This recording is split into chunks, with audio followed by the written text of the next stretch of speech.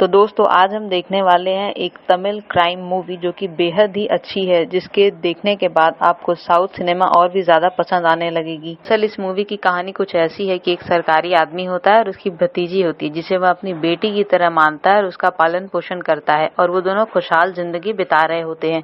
लेकिन तभी कहानी में कुछ ऐसा हो जाता है जिससे सब कुछ बदल जाता है। एक दिन उसकी बेटी अचानक गायब हो जाती है। उसकी बेटी को किसने अगवा किया और क्यों किया, ये सारे सवाल के जवाब इस मूवी में मिलेंगे। तो आप अगर चैनल पे नए हैं तो प्लीज सब्सक्राइब करें। चलिए शुरू करते हैं। इस मूवी का नाम है चिंता और इसकी IMDb रेटिंग 8.2 है। रेटिंग्स को देखकर आप लोग समझ गए होंगे कि मूवी कितनी अच्छी होगी।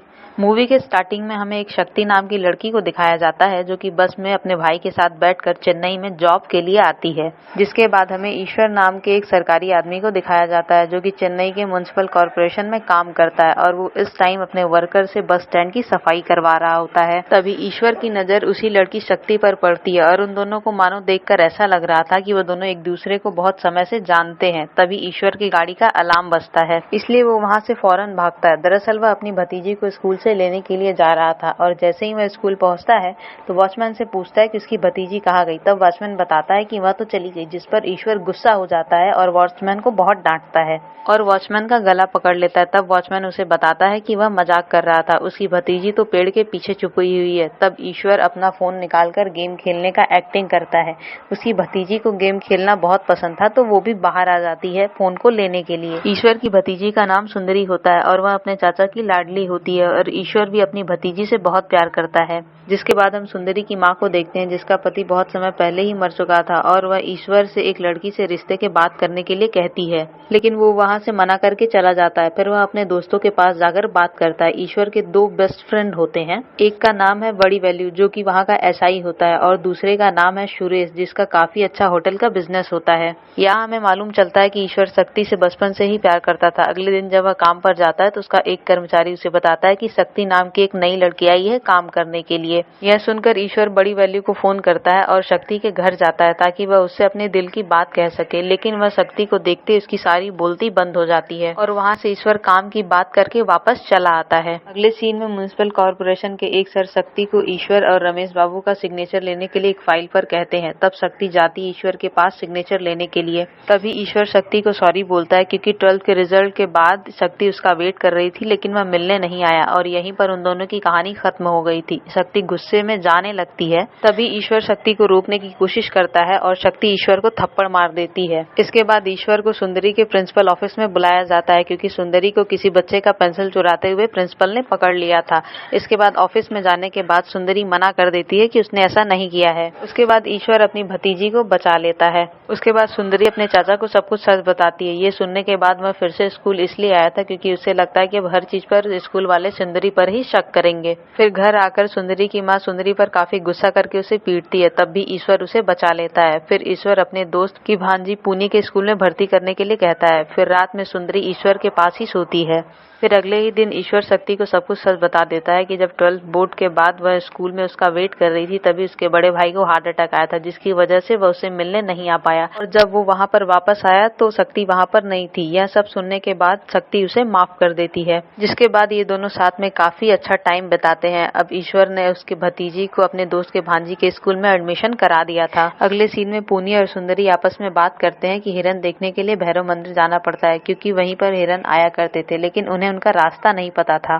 दूसरी तरफ बड़ी वैल्यू के उसके सर बताते हैं कि उनके शहर में बच्चों के साथ दुष्कर्म के वारदात बहुत ज्यादा बढ़ चुके हैं, उन्हें अपराधी को पकड़ना ही होगा। यहाँ पर ईश्वर सुंदरी को पुनी के घर से लेने आता है क्योंकि वो दोनों ही पुनी के घर पर ट्यूशन पढ़ा करते थे। दूसरी तरफ बड़ी वैल्यू के जीजा को अपना बाथरूम बहुत ही गंदा लगता है तो वह रास्ते में जाते हुए म्युनिसिपल कॉर्पोरेशन के सफाई कर्मचारी को देखकर उनका बाथरूम साफ करने के लिए बोलते हैं। जहाँ पर शक्ति और एक आदमी होते हैं वहाँ पर शक्ति मना कर देती है और तभी बड़ी वैल्यू के जीजा और शक्ति में बहस हो जाती है और बातों बातों में बड़ी वैल्यू की जीजा शक्ति पर हाथ उठाने वाला था। तभी ईश्वर यह सब कुछ देख लेता है और वह बड़ी वैल्यू की जीजा को पीछे ढकेलते हुए उन पर हाथ उठा देता है और वह नाले में गिर जाते हैं। रात में ईश्वर बड़ी वैल्यू से मिलकर उसको सॉरी बोलता है क्योंकि उसने उसकी जीजा को थप्पड़ मारा था और यह बात सुनकर बड़ी वैल्यू हंसने लगता है और सारे दोस्त उसका मजाक उड़ाते हैं। यानी कि यहाँ पर सब कुछ ठीक था। अगले दिन सुंदरी को ईश्वर स्कूल छोड़ता है और पूनी और सुंदरी मिलकर बात करते हैं और ईश्वर से कहते हैं कि आज उनका योगा क्लास है तो स्कूल की छुट्टी थोड़ी लेट से होगी तो वो थोड़ा लेट ही लेने के लिए आए। और इसी दौरान ये दोनों भैरव मंदिर हिरन देखने जाने वाले थे, लेकिन जैसे ही स्कूल की छुट्टी होती है ये दोनों बाहर आते हैं, वहीं पर ईश्वर स्ट्रीट लाइट ठीक कर रहा होता है। ये दोनों चुपके से ऑटो में बैठ जाते हैं।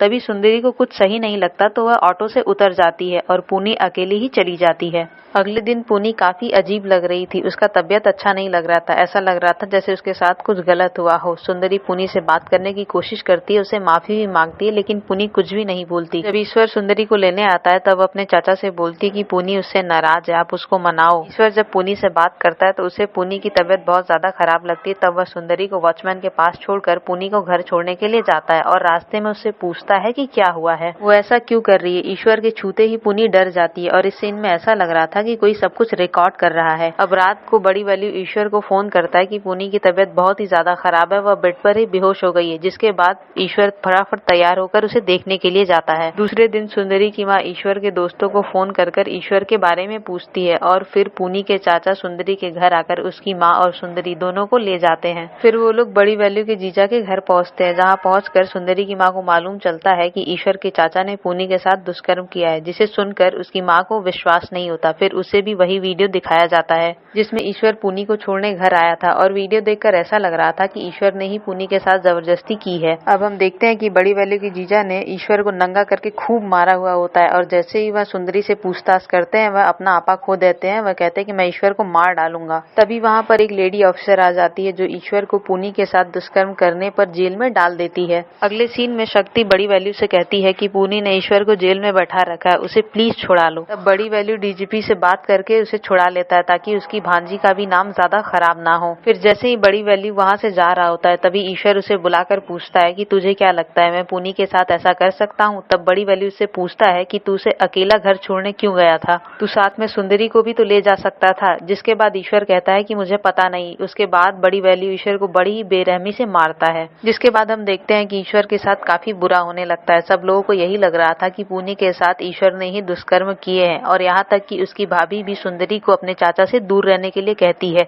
यह सीन बहुत ही ज्यादा इमोशनल था। अगले दिन ईश्वर पार्क में खड़ा हुआ था, तभी वहाँ बड़ी वैल्यू आकर उसे गले से लगा लेता है और वह कहता है कि पूनी ने उसे सब कुछ बता दिया है कि तूने उसके साथ कुछ भी गलत नहीं किया है। उसके साथ गलत काम उस भैरव मंदिर के पास हुआ था। उस आदमी ने पूनी को फोन में गेम खेलने की लालच दी और उसे पीछे झाड़ियों में ले जाकर उसके साथ गलत काम किए, दुष्कर्म किया। और उसके बाद ईश्वर और बड़ी वैल्यू सुंदरी के पास जाते हैं कि क्या पता उसे कुछ मालूम हो। अगले सीन में हम देखते हैं कि सुंदरी कहीं खो गई होती है और वह रास्ते में रोते रोते जा रही होती है। तभी एक आदमी आता है और उसे वह फोन में गेम दिखाता है और वह कहता है कि वह उसके चाचा को जानता है और वह उसे घर छोड़ देगा।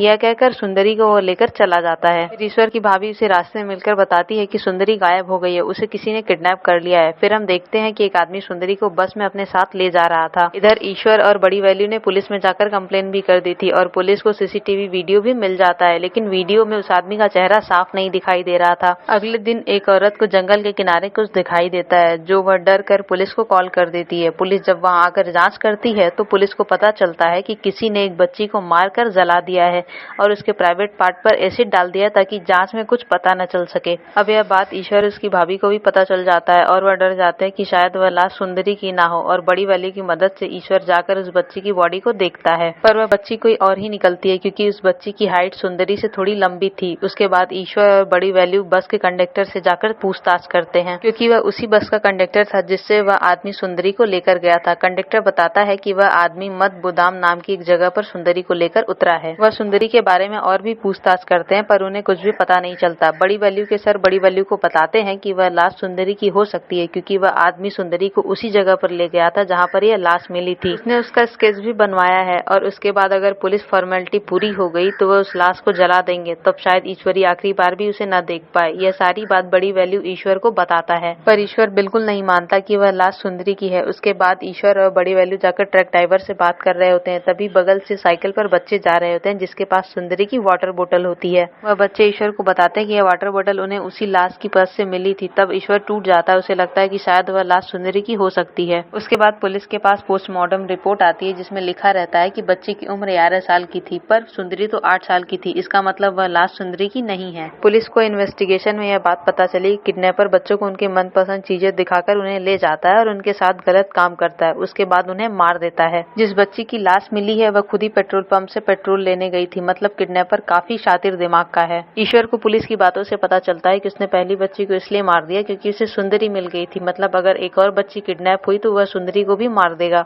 ईश्वर ने पुलिस को सुंदरी की सारी फेवरेट चीजें बता दी थी क्योंकि वह सुंदरी के लिए यह सारी चीजें जरूर खरीदेगा और इससे वह उसे पकड़ सकते हैं। उसके बाद पुलिस उस आदमी का स्केच लेकर हर दुकान पर पूछताछ करने लगती है। फिर एक मिठाई वाला बताता है कि इस स्केच वाले आदमी को उसने रात में देखा था। अगले दिन ईश्वर और बड़ी वैल्यू बाइक से जूते वाले के पास जाते हैं। तभी उसी समय किडनैपर वहां आकर सुंदरी के लिए सामान खरीद कर चला भी जाता है। उसके बाद हम सुंदरी को एक बंद कमरे में देखते हैं जहाँ पर वही आदमी आता है और सुंदरी को एक बाथरूम में लेकर चला जाता है और उसके साथ गलत काम करता है। अगली रात किडनैपर को सुंदरी की फेवरेट मिठाई दिखती है। तब वह बूढ़ा आदमी उस आदमी को पहचान जाता है और वह पुलिस को फोन करता है, लेकिन उस समय उसका फोन लगता ही नहीं है। तभी पास से एक पुलिस की वैन जा रही होती है। तब वह उस आदमी को पकड़ लेता है, लेकिन किसी भी तरह से वह किडनैपर वहां से भाग जाता है। अब किडनैपर को मालूम चल गया था कि इसकी जान को खतरा है, इसलिए वह सुंदरी को गला दबाकर मारने की कोशिश करता है। अगले सीन में किडनैपर मूंछ और दाढ़ी साफ कर लेता है क्योंकि उसे पता चल चुका था कि पुलिस उसे ढूंढ रही है और वह सुंदरी को भी पेट्रोल लाने के लिए कहता है ताकि वह उसे भी जलाकर मार सके।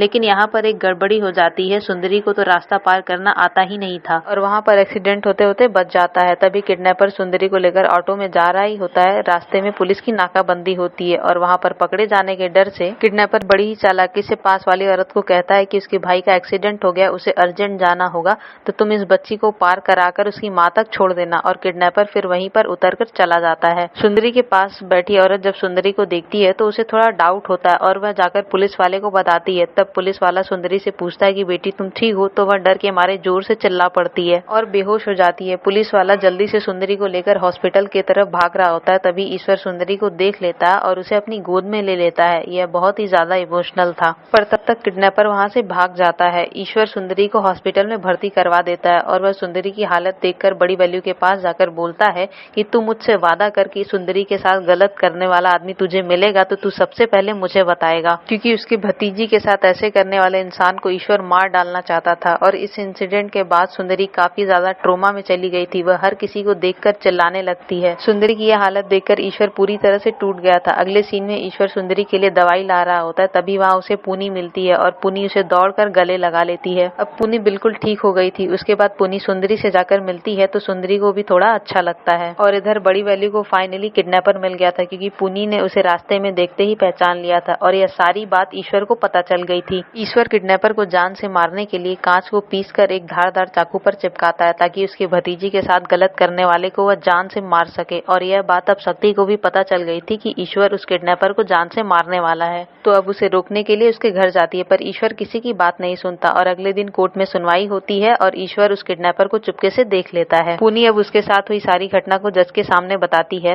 इधर शक्ति बाहर जाकर ईश्वर को रोकती है, लेकिन ईश्वर तो रुकने वाला नहीं था। इधर पुनी के साथ दुष्कर्म करने वाले आदमी को दिखाया जाता है, जिसके बाद पुलिस मैडम उस आदमी का फोटो ले जाकर सुंदरी को दिखाती है कि उसके साथ दुष्कर्म करने वाला आदमी क्या यही है। तब सुंदरी बोलती कि नहीं, ये वो इंसान नहीं है। शक्ति अब जल्दी से ईश्वर के दोस्त सुरेश के घर जाती है और उसकी पत्नी से सुरेश को कॉल करवाती है। वो दोनों ही उस किडनैपर को मारने आए थे। शक्ति सुरेश को बताती है कि जिसे वो मारने गए हैं वह गलत इंसान है। सुंदरी ने यह खुद कहा है कि यह वह इंसान नहीं है जिस ईश्वर अब किडनैपर को जेल ले जाने वाली बस में बैठा था और वह उसे मारने ही वाला होता है कि तभी सुरेश उसे बस से बाहर लेकर आता है। उसे बताता है कि वह इंसान नहीं है जिसने सुंदरी के साथ गलत किया है, यानी पुनी और सुंदरी के साथ गलत करने वाले इंसान अलग अलग थे। दरअसल पुनी के साथ उस ऑटो ड्राइवर ने गलत किया था और सुंदरी के साथ गलत करने वाला कोई और था, लेकिन ईश्वर उसके बाद भी उस बस में चढ़कर उस किडनैपर को बेरहमी से चाकू से मार देता है, क्योंकि पुनी को भी वो अपनी बेटी जैसी मानता था। उसके बाद बड़ी वैल्यू उसके भाभी से बोलता है कि ईश्वर को बोलो आज रात वह हॉस्पिटल में ही रहे, बाकी वह संभाल लेगा। पर ईश्वर अभी भी कहता है कि वह उसके भतीजी के साथ गलत करने वाले इंसान को भी जान से मारेगा। शक्ति वहाँ ईश्वर को समझाती है और बताती है कि जब 12th के बोर्ड के बाद वह वहाँ पर नहीं आया था तब उसके मामा आया और उसे झाड़ियों में ले जाकर उसके साथ दुष्कर्म किया। तब ईश्वर गुस्से में आकर कहता है कि उसके मामा किधर हैं।